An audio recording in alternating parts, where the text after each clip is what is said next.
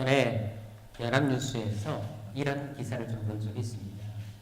제 부부 관계에서 부부가 함께 살다가 배우자가 한 사람이 먼저 죽었을 때 어떤 결과가 나타나는지에 대해서 한번 연구조사를 한 것이었는데요.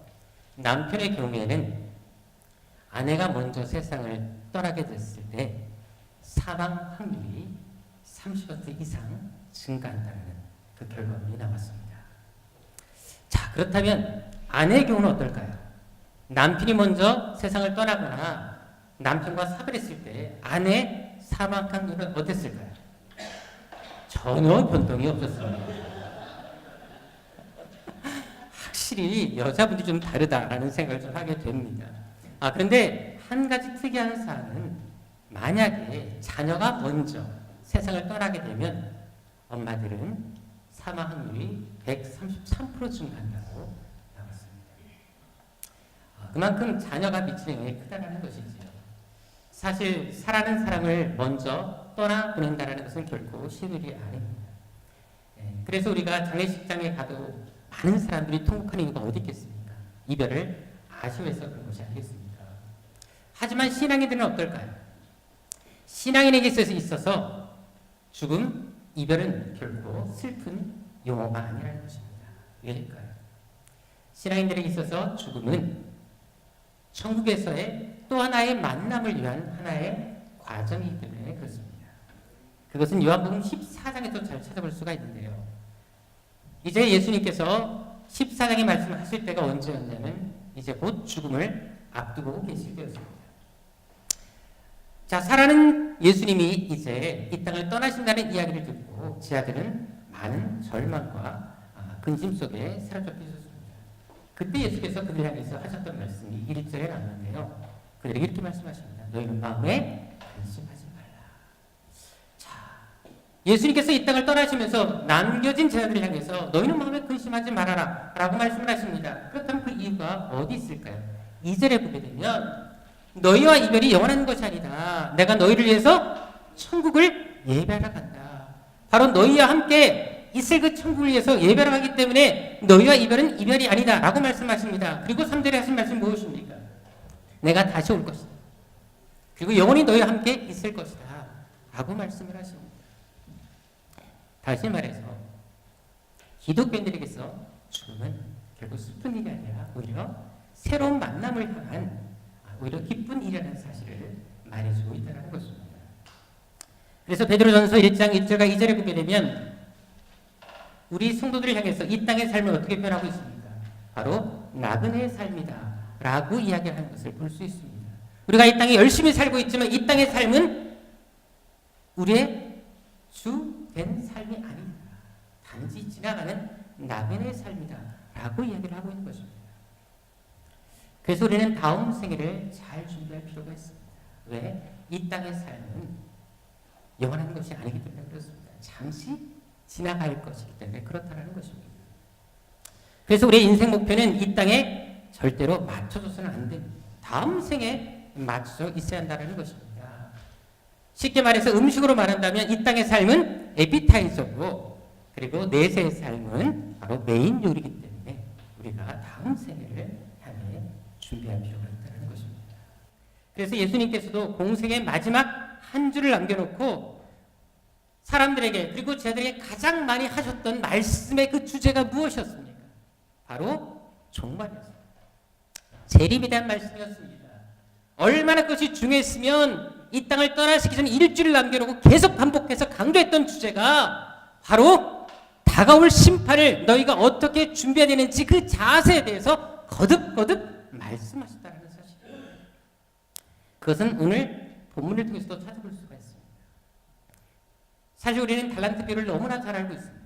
그런데 우리가 보통 이 달란트 비유를 어떻게 이해하고 있습니까? 많은 분들이 이 달란트 비유는 재능이나 은사를 어떻게 활용하느냐에 대해서 이야기하고 있다라고 말씀들을 하십니다. 그래서 이 재능, 은사를 잘 활용하면 복을 받는 것이고 그렇지 못한 경우에는 책망을 받는다. 이렇게 말하는 경우가 많다는 것입니다.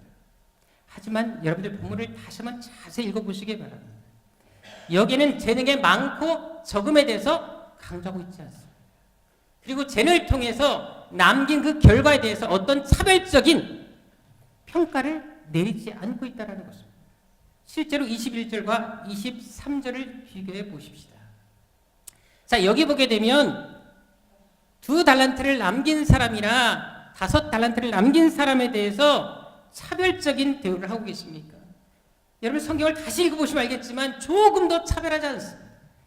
똑같은 한마디도 말이 틀리지 않는 동일한 칭찬이 주어지고 있는 것을 볼 수 있다는 것입니다. 즉 많이 남겼다고 많이 칭찬하시거나 적게 남겼다고 적게 칭찬하시거나 하지 않았다는 것입니다. 그렇다면 달란트 비유가 재능에 대한 이야기가 아니라면 예수께서 이 말씀을 하신 본래 목적은 무엇일까요? 예수님께서 어떤 의도를 가지고 이 말씀을 하신 것이겠습니까? 그것을 알기 위해서는 먼저 마태복음 25장의 전장인 24장에 대해서 알 필요가 있습니다. 3절에 보게 되면 이제 예수님께서 예루살렘을 향해서 감람산에 앉아 계셨을 때 제자들이 예수님께 나와서 다음과 같은 질문을 던집니다. 예수께서 다시 오실 때 세상 끝에는 무슨 징조가 있습니까? 라고 질문 던집니다. 바로 종말에 대해서 질문을 던지는 것을 볼 수가 있습니다. 그래서 예수님께서 그 답변으로 말씀하신 것이 바로 마태복음 24장 전체 내용입니다. 그리고 그 말씀하신 이후에 제자들에게 좀 더 이해시키기 위해서 구체적인 몇 가지 예를 드시는데 그 예가 바로 마태복음 25장에 나오는 비유들입니다. 여기에 보게 되면 세 가지 비유가 나오는 것을 볼 수가 있습니다. 첫 번째는 열천의 비유가 나옵니다. 그리고 두 번째가 바로 오늘 본문의 달란트 비유가 나옵니다. 그리고 세 번째 비유가 바로 양과 염소의 비유가 나오는 것을 볼 수가 있습니다. 그런데 이 세 가지 비유를 다 공부해 보시고 또 다시 묵상해 보시면 알겠지만 이 세 가지 비유 모두 다 한 가지 공통적인 주제를 가지고 있습니다. 그 주제를 말씀하기 위해서 거듭거듭 강조하는 것을 볼 수 있다는 것입니다. 그것이 무엇일까요? 바로 천국에 들어갈 자와 들어가지 못할 자를 구별시키고 있다는 것입니다. 종말 때 일어나게 될 심판, 영원한 형벌을 받는 자와 영원한 천국에서 천국 잔치에 참여할 자에 대해서 뚜렷한 구별이 나타나는 것을 볼 수 있다는 것입니다. 그래서 오늘 보면 30절도 보십시오. 한 달란트 받은 종이 어디로 갑니까? 바로 지옥에 내쫓김을 받는 것을 볼 수 있다는 것입니다. 따라서 달란트 비유는 그냥 재능에 대한 이야기가 아니라 바로 천국에 들어갈 수 있느냐, 들어가지 못하느냐, 여기에 그 초점이 맞춰져 있는 것입니다. 단순한 이야기가 아니라 종말 때 천국에 들어가기 위해서 너희가 어떻게 살아야 되는지 그 해답을 주고 있는 것이 달란트 비유라는 것입니다. 그래서 이 한 달란트 받은 사람이 왜 지옥에 가게 되었는지 그 이유를 아는 것이 중요합니다. 왜냐하면 주인이 이 종에게도 달란트를 나누어 주기 때문에 그렇습니다. 이것은 무엇을 말합니까? 이 종 역시 주님께로부터 부름받았다라는 것입니다. 택함을 받았다라는 것입니다. 직분을 받았다는 것입니다. 그래도 불구하고 버림받았다는 것입니다. 쉽게 말해서 교회를 다녔고 교회에서 어떤 직분을도 가지고 있었고 직위를 가지고 있음에도 불구하고 지옥에 갔던 사람이 바로 한 달란트 받은 사람이었다는 것입니다. 그래서 우리는 이 사람에 대해서 알 필요가 있다는 것입니다. 그렇다면 이 한 달란트 받은 사람이 왜 지옥에 갔을까요? 왜 직분도 받았고 택함도 받았음에도 불구하고 왜 지옥에 가게 되었을까요? 그것은 바로 그가 받은 달란트에 대한 오해를 가지고 있었기 때문에 그렇습니다. 주인이 왜 달란트를 주었는지 그것을 바로 이해하지 못하기 때문에 이런 결과를 초래하는 것입니다. 자, 먼저 2달란트 받은 사람과 5달란트 받은 종들을 보십시다. 자, 그들은 이 달란트를 받았을 때 어떻게 그것을 받아들입니까? 자, 20절과 22절에 보십시오. 그들은 어떻게 고백합니까? 주인이여, 당신이 우리에게 주신 달란트입니다. 라고 고백합니다. 여기 주셨다는 단어는 위탁한 것을 말합니다. 위임한 것을 말합니다. 다시 말해서 이 종들은 주인이 달란트를 주셨을 때 이것을 주인으로부터 위임받은 것으로 반드시 감당해야 될 것으로 받아들였다는 것입니다. 바로 사명으로 받아들였다는 것입니다. 그래서 16절과 17절에도 보게 되면 이 달란트를 받자마자 어떻게 합니까? 바로 갑니다. 즉시 순종하는 것을 볼 수 있습니다. 머뭇거리지 않았다는 것입니다. 주저하지 않았다는 것입니다. 사명을 받자마자 바로 충성했고 헌신했다는 것을 볼 수가 있습니다. 하지만 한 달란트 받은 종은 어땠나요? 자, 25절에 보게 되면 주님으로부터 받은 사명에 대해서 그렇게 중요하게 생각하지 않습니다. 특별히 자신과 상관없는 것으로 여겨버립니다. 그래서 어떻게 표현합니까? 당신의 것, 당신의 달란트, 나와는 전혀 상관없는 것이다 라고 지금 고백하고 있는 것을 볼 수가 있습니다. 하지만 본래 종의 신분은 어떤 것입니까? 자기 권리가 있습니까? 자기 주장이 있습니까? 종은 오직 순종만 있을 뿐입니다. 하지만 한 달란트 받은 종을 보십시다. 그들은 자기의 신분을 망각합니다. 종의 신분을 망각합니다. 자기 생각대로 자기 판단대로 행동했다는 것입니다. 그래서 주인으로부터 버림받고 심판을 받은 것입니다. 한마디로 한 달란트 받은 종이 이렇게 하나님께로부터 버림받게 된 가장 근본적인 이유는 무엇이라는 것입니까? 주님께서 맡기신 그 사명에 대해서 소홀한 데 있었다는 것입니다. 바로 사명의식이 결여되어 있었기 때문에 하나님께로부터 심판을 받았다는 것을 성경은 확실하게 증거해주고 있는 것입니다. 이것을 통해서 우리가 분명히 알 것이 있습니다. 하나님께서 우리를 심판하시고 판단하시는 기준입니다. 그것은 달란트의 양이 있지 않습니다. 우리가 은사가 얼마나 많고 적냐 있지 않다라는 것입니다. 내가 지금 맡고 있는 그 직분에 얼마나 헌신했느냐 충성이냐에 따라서 우리의 운명이 갈라질 수 있다는 것을 지금 말씀해주고 있는 것입니다. 따라서 직분을 맡은 사람일수록 더욱더 이것을 두려운 마음으로 감당할 필요가 있습니다.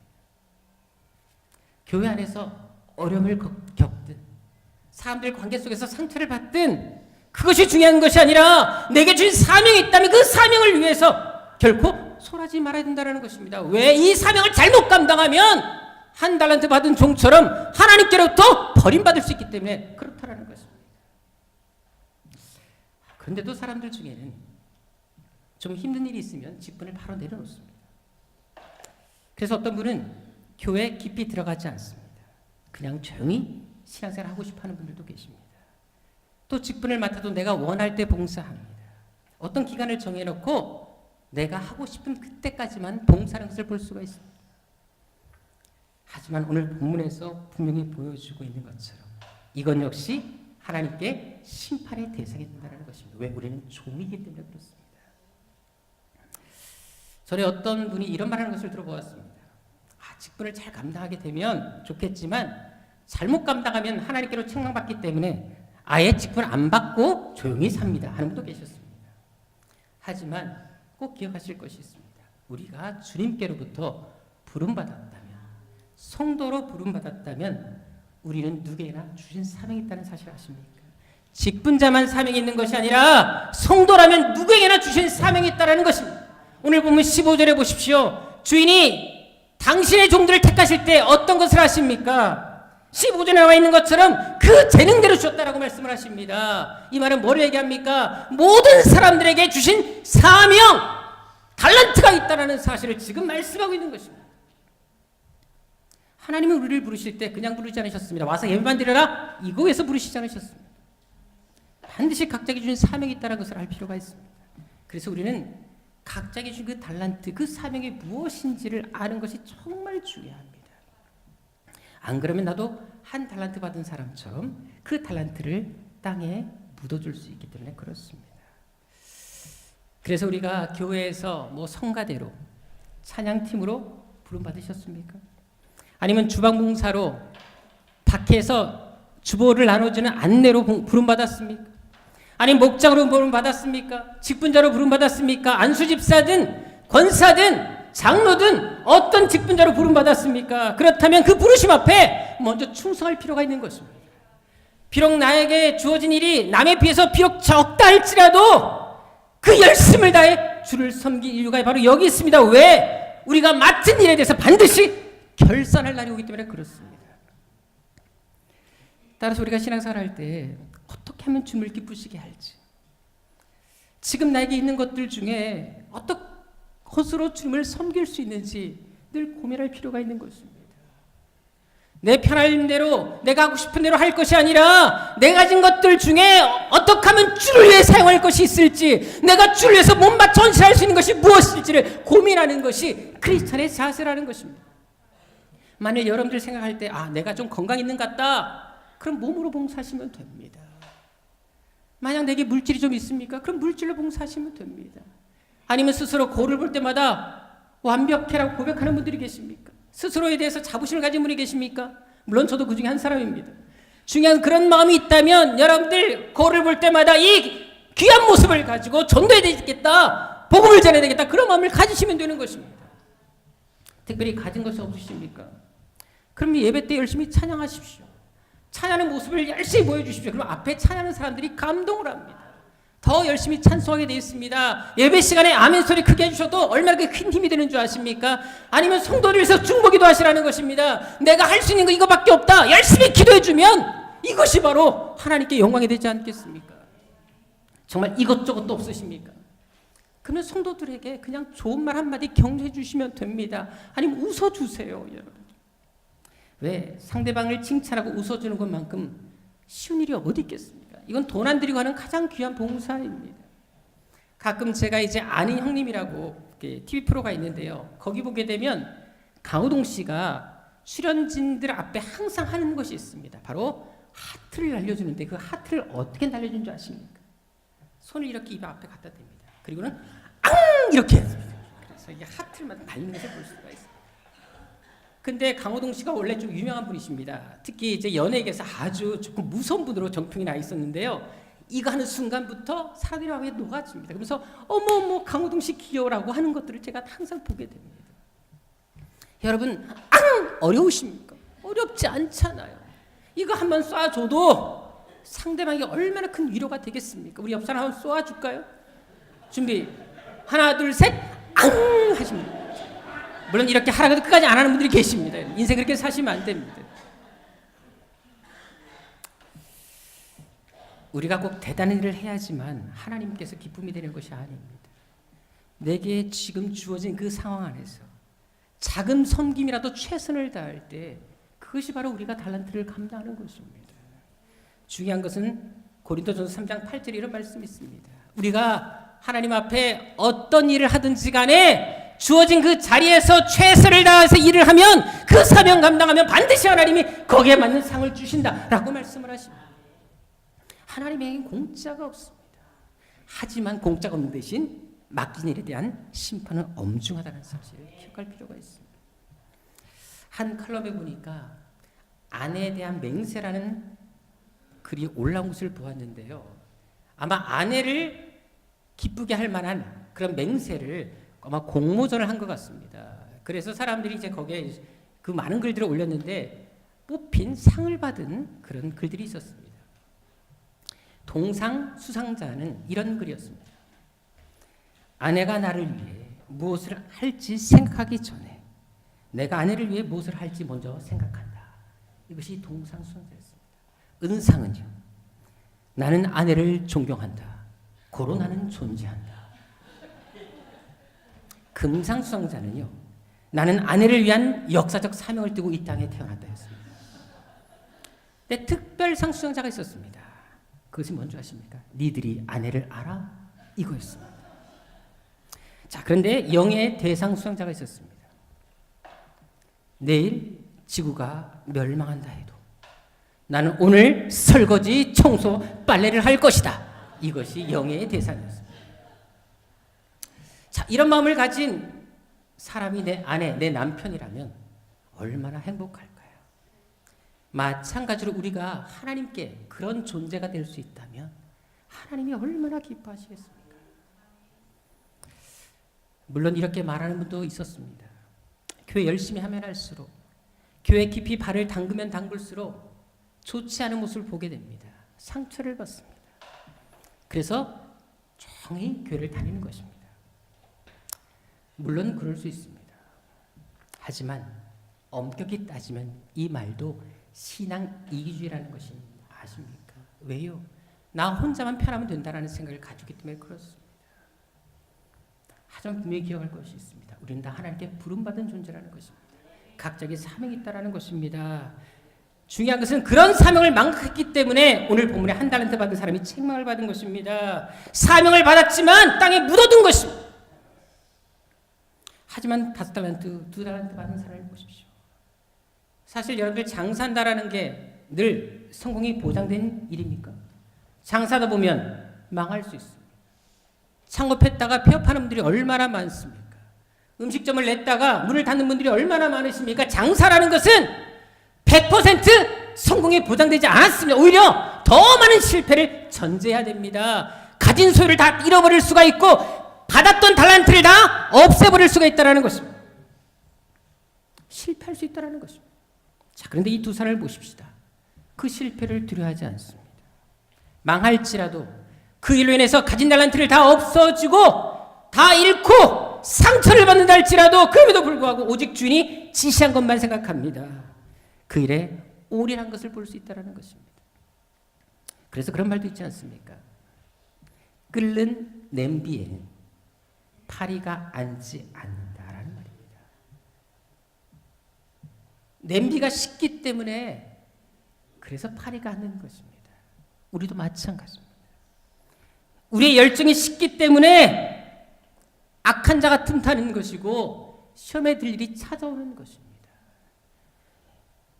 우리의 열정이 식지 않는다면, 오히려 더 충성한다면, 뜨겁다면 어떻게 그런 시험될 일이 찾아오겠습니까?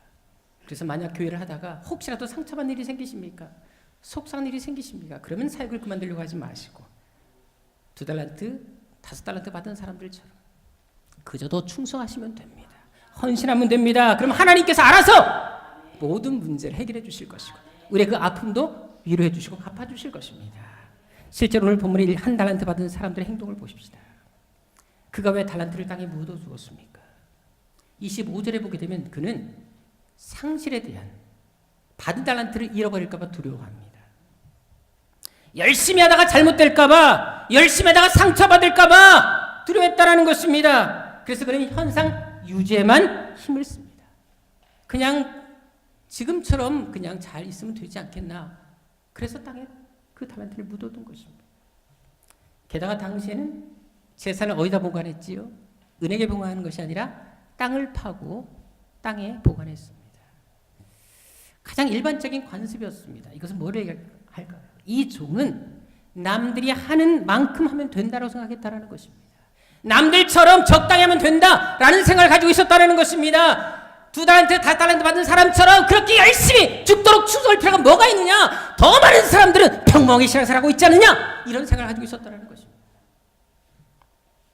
하지만 주인이 이런 태도에 대해서 어떤 입장을 표명합니까? 26절에 보십시오. 그 종에 이렇게 말합니다. 악하고 게으른 종아 라고 말씀하십니다. 30절에 보게 되면 심지어 무익한 종이다, 쓸모없는 종이다 라고 말씀하는 걸 볼 수가 있습니다. 여러분, 주님의 관점에서는 실패, 상처 때문에 헌신하지 못하는 것, 이런 것이 중요한 것이 아니라는 것입니다. 신앙생활을 현상유 정도만 생각하는 자들 결코 기뻐하지 않는다는 것입니다. 한마디로 적당히 섬기는 것을 매우 싫어한다는 것입니다. 그래서 요한계시록 3장에 나오는 라우디아 교회를 향해서 어떻게 말씀하십니까? 너희가 뜨겁든지 차든지 하라, 내가 너희를 토해쳐버리겠다라고 말씀하지 않습니까? 하나님은 적극적인 헌신을 거듭거듭 말씀하고 있다는 것입니다. 따라서 맡긴 사명이 있을 때 아유 빨리 이 한 해만 지나가라, 빨리 끝내버리자, 이런 마음을 갖는 것, 적당히 섬기려고 하는 것, 이것은 바로 불순종의 죄이며 심판의 대상이라는 사실을 꼭 기억할 필요가 있습니다. 그래서 오늘 본문의 주인도 그런 태도를 가진 이 한 달란트 받은 종에 대해서 분노한 것입니다. 왜요? 주인의 뜻을 기만했기 때문에 그렇습니다. 주인이 그 종에 가졌던 그 기대를 무참히 짓밟아버렸기 때문에 그렇습니다. 한번 생각해 보십시다. 이 주인이 종들에게 달란트를 맡겼을 때는 어떤 기대감을 가지고 있었을까요? 당연히 이 달란트를 가지고 잘 선용하기를 바라지 않았겠습니까? 이렇게 한 달란트 받은 종처럼 땅에 묻을 줄 알았다면 과연 주인이 그 달란트를 이 종에게 맡겼겠습니까? 절대 맡기지 않았을 것입니다. 그래서 주인이 분노한 것입니다. 우리가 한 가지 아실 게 뭔지 아십니까? 주인이 분노한 것은 이 종이 악한 일을 해서가 아니라는 것입니다. 자기의 본분을 망각하고 마땅히 해야 될 일을 하지 않았기 때문에 주인이 심판하는 것입니다. 마찬가지입니다. 우리가 하나님께로부터 심판을 받게 되면 우리가 악한 일을 해서 심판을 받는 것이 아니라는 것입니다. 마땅히 해야 될 일을 하지 않기 때문에 하나님께서 우리에게 주신 그 직분에 대해서 소홀하기 때문에 하나님이 심판한다는 사실 아십니까? 하나님 앞에서 악함의 기준은 악한 일을 했느냐 안 했냐 있는 것이 아닙니다. 너에게 주어진 사명을 얼마나 감당했느냐 여기 있다는 사실 기억할 필요가 있습니다. 이제 이 두 번째로 이 종이 버림받게 된 이유가 있습니다. 그것은 바로 주인을 오해했기 때문에 그렇습니다. 24절에 보게 되면 그는 주인을 인색한 분으로 묘사합니다. 또한 자신이 실패했을 때, 실수하게 됐을 때 주인이 반드시 자기를 책망할 것이다 라고 미리 짐작했던 것입니다. 이것은 그가 주인을 성과주의자, 결과주의자로 오해했다는 것입니다. 하지만 하나님은 우리가 얼마나 달란트를 남겼느냐 여기에 관심이 없으십니다. 오히려 관심을 가지고 계신 것이 무엇입니까? 결과물이 아닙니다. 어떻게 그 달란트를 받고 충성했느냐 그 과정을 귀하게 여기십니다. 그래서 21절과 23절에도 보게 되면 2달란트 받은 종과 5달란트 받은 종을 칭찬하는 이유가 어디 있습니까? 여기서 강조하는 말이 뭡니까? 바로 충성이라는 단어입니다. 계속해서 그들에게 강조했던 것은 뭐냐? 달란트를 이렇게 남겼기 때문에 내가 너희를 칭찬하다 말하지 않습니다. 너희가 그 달란트를 받고 충성했기 때문에 내가 너희를 착하고 충성된 종이라고 말하고 있다. 이것을 지금 강조하고 있는 것입니다.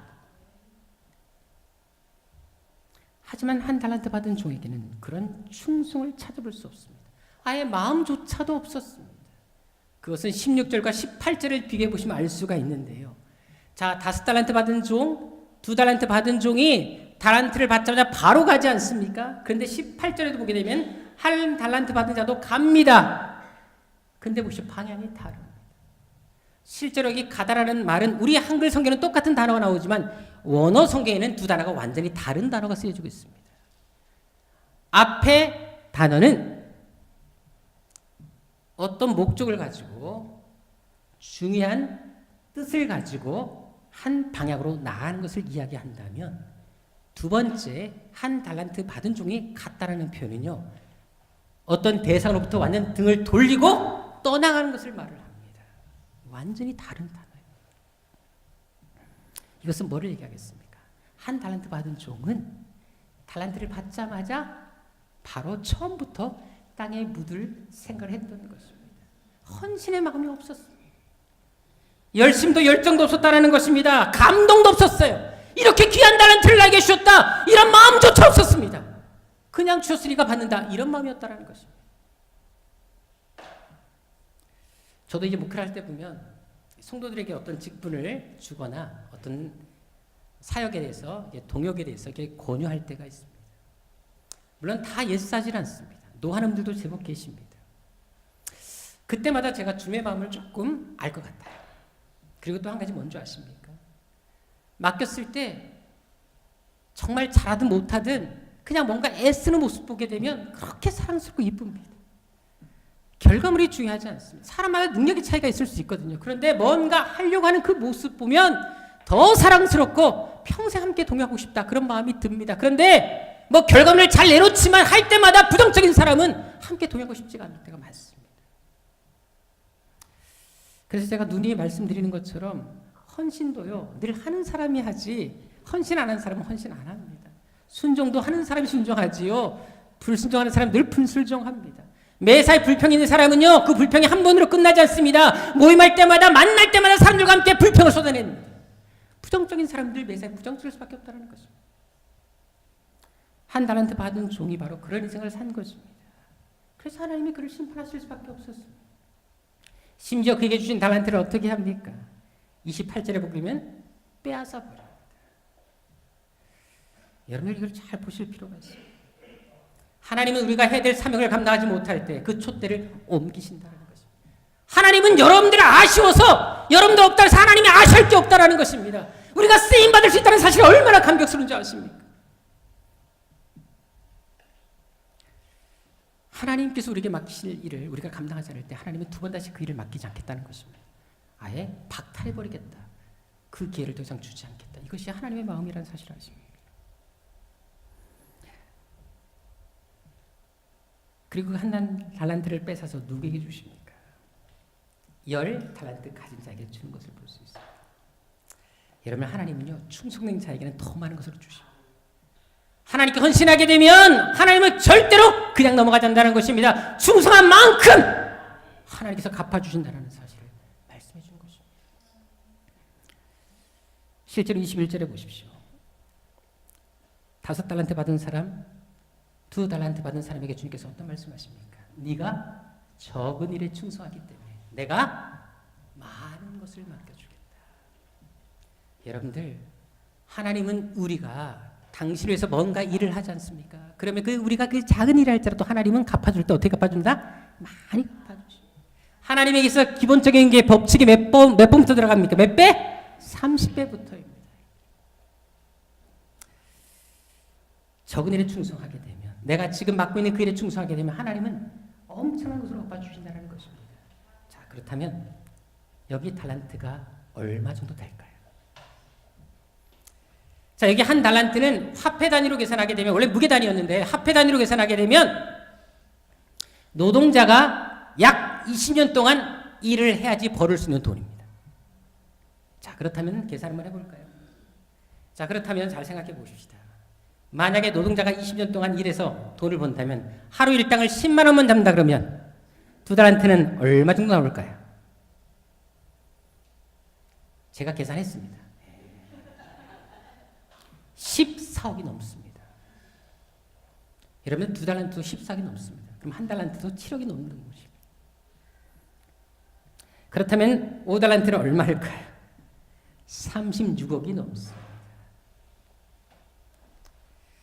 자, 그렇다면 큰 돈, 작은 돈. 자, 여러분들에게 36억이 푼 돈이십니까? 근데 왜 이렇게 우리 교회가 재정적으로 어렵죠? 우리 교회는 그렇게 넉넉한 사람이 많지 않습니다.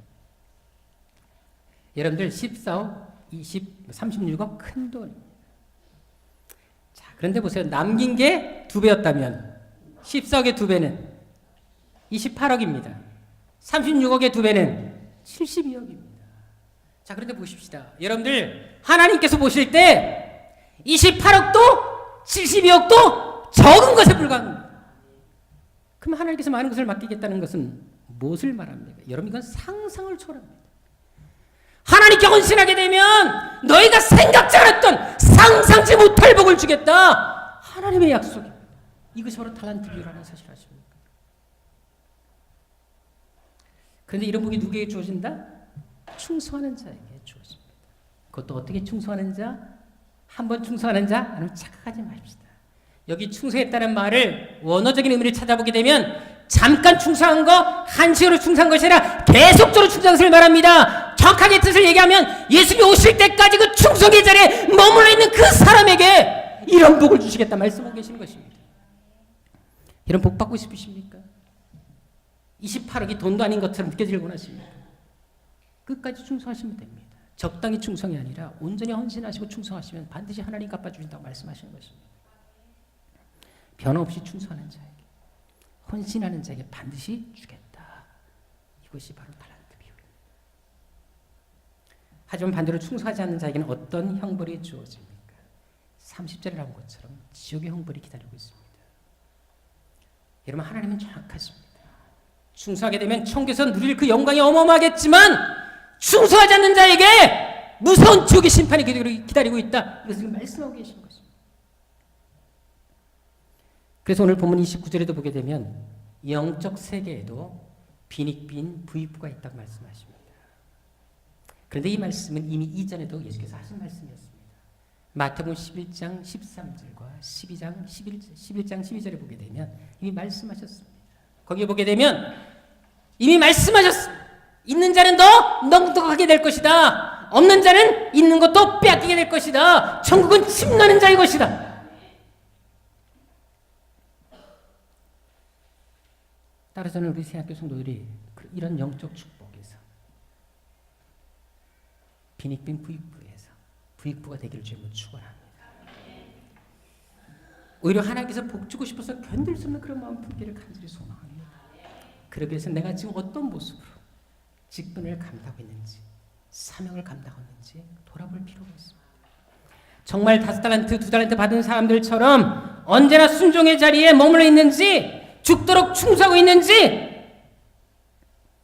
아니면 1달란트 받은 종처럼 받은 직분과 사명에 대해서 두려움도 없이, 감동도 없이, 열정 없이 그냥 시간 흘러가는 대로 내버려 두고 있는지.